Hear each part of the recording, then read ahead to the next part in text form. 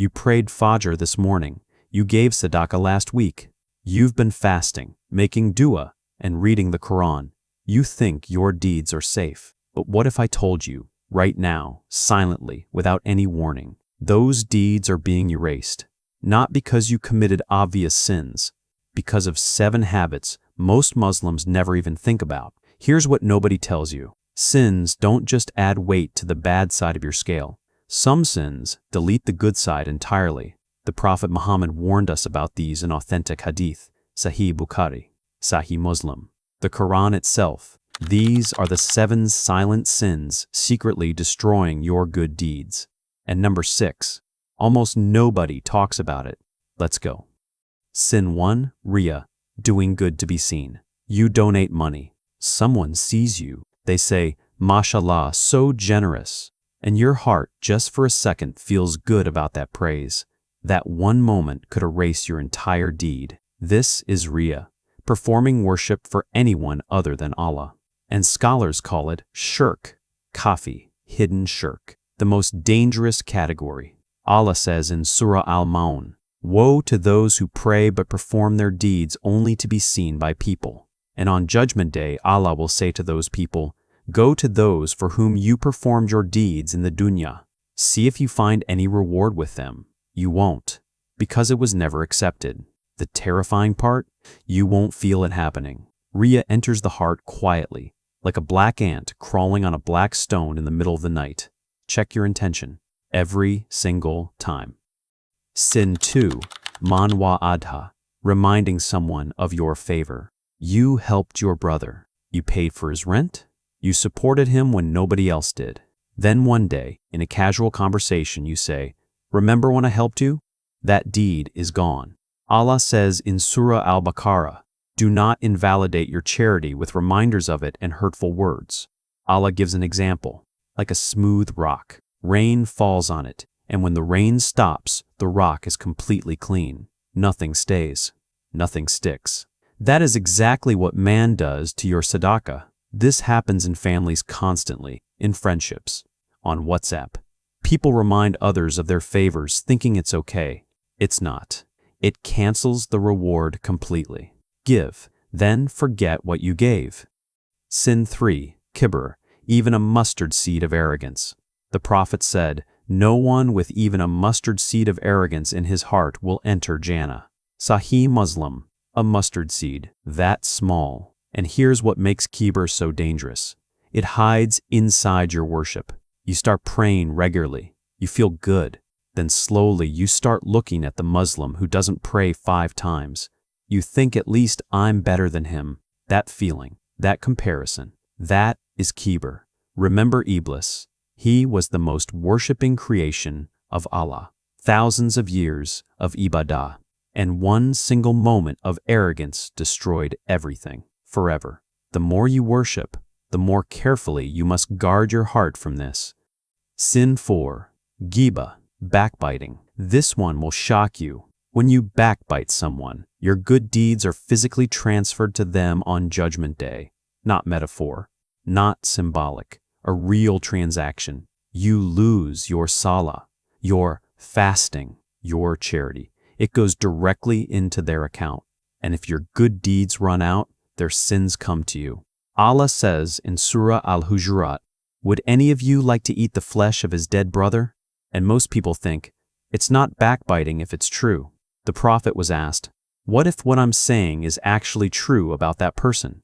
He said, "If it is true, that is backbiting. If it is false, that is slander. Both are haram. Both destroy deeds." Think about your last family dinner, your last WhatsApp conversation. How many deeds did you give away without realizing? Sin 5, breaking family ties. The Prophet said, "The one who severs family ties will not enter Jannah." Bukhari and Muslim, not enter Jannah. Maybe you have a relative you haven't spoken to in years. Maybe they wronged you. Maybe they said something unforgivable. And you think, I have every right to cut them off. Islamically, that right doesn't exist. The Prophet said the one who truly maintains family ties is not the one who simply responds when others reach out to them. It is the one who reconnects. even when the other side cut them off first. And while those ties are broken, your du'as are blocked. Your worship is suspended above your head, not accepted, waiting. One phone call, one message, that's all it takes. Sin 6. Ujub, self-admiration of your own worship. This is the one 99% of people ignore, because it hides in your most private moments. You wake up at 2 a.m. The whole house is sleeping. Nobody knows. You pray tahajjud in complete darkness, completely sincere, no one watching. And then a thought enters your heart. MashaAllah, I'm really doing well spiritually. That feeling, that quiet self-satisfaction, that is ujub. And it can destroy the very deed you just performed. Unlike Riya, which is about showing others, ujub is completely internal. No one can see it. No one can warn you. It grows in silence, inside your best moments.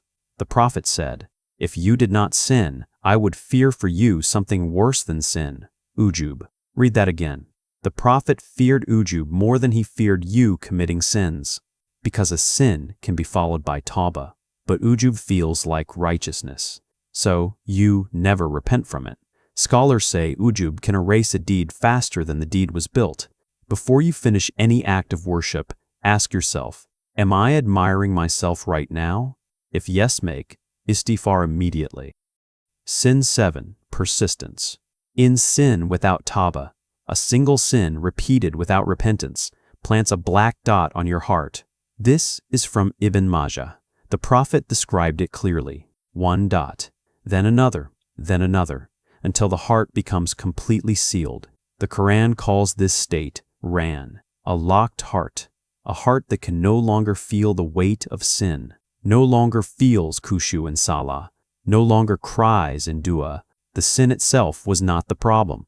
The normalization of it was. When you stop feeling guilt, that is the real danger, because now your worship continues, but your heart isn't in it. Words without weight, deeds without soul. Make Tawbah tonight, not tomorrow. The scale moment. Imagine standing on Judgment Day. Your book of deeds opens.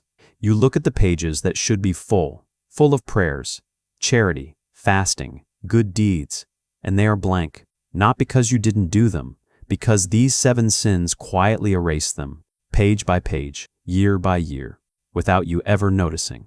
The scariest moment on that day won't be seeing your sins. It will be seeing the good deeds that simply disappeared.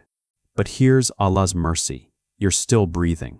Your deeds can still be protected, right now, today. Allah says in Surah Az-Zumar, "Oh, my servants who have transgressed against themselves, do not despair of Allah's mercy.